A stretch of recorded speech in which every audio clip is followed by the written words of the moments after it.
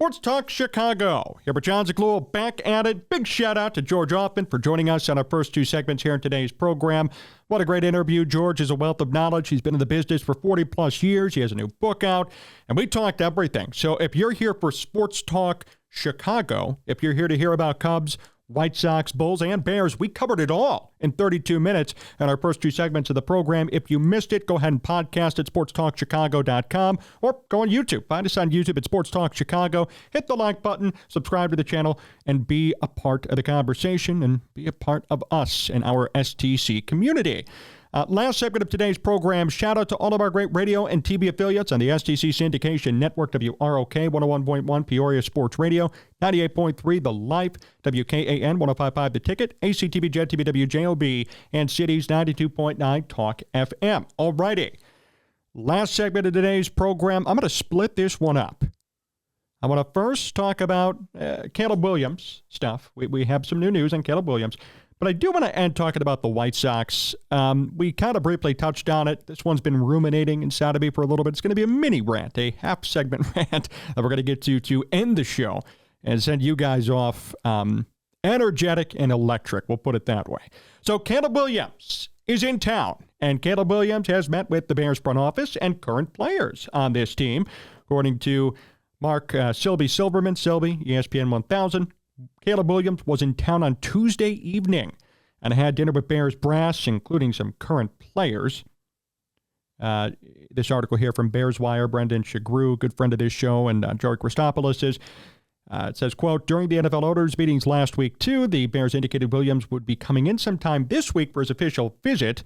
The twist, however, is that he was meeting with and getting to know current players during the dinner.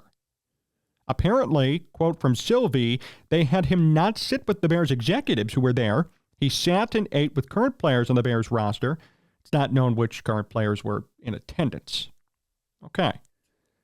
Well, if you thought, I don't know if they're going to draft Caleb Williams, I think this all but seals it, I would hope, unless the Bears are playing the biggest fake out in world history. They're going to be taking Caleb Williams. And I like this report. This is not a big deal. This is not necessarily breaking news, but it tells a lot and it shows a lot about Caleb Williams and the Bears' willingness, even before they draft him, to get him integrated with this team and to make him a legitimate cog in this organization. They want him to fit in. They want this to work out, and they're doing what they can. And you know what? It's different. It is different than Justin Fields or Mitch Trubisky. It really is. You know, they didn't do this stuff with both those quarterbacks. Now, in those cases, both times they had to trade up. Both times there was some controversy before about what they would do. This is more of a surefire pick and a surefire lock. But still, they're doing their due diligence to let Caleb Williams truly be a part of the team, to introduce himself to his teammates. And as you know, during Pro Day, Keenan Allen even attended out in Los Angeles for Caleb Williams. People were worried when Justin Fields got traded how the chemistry would be. And it's clear that the Bears are doing their best to make sure that chemistry comes back together. They're doing their best to mesh everybody, to have everybody gel, even before we talk about OTAs and training camp and actual gameplay, which I think is smart. Because there are stories out there about Caleb. The media is going after him. There are all these people saying all these different things. At the end of the day, if he and his teammates get along well, if his teammates have his back, if there's trust between them, especially from the offensive line and Caleb and vice versa, this is going to work out for the Bears. And this is going to work out for Caleb and company, especially on offense. That's the way I see it.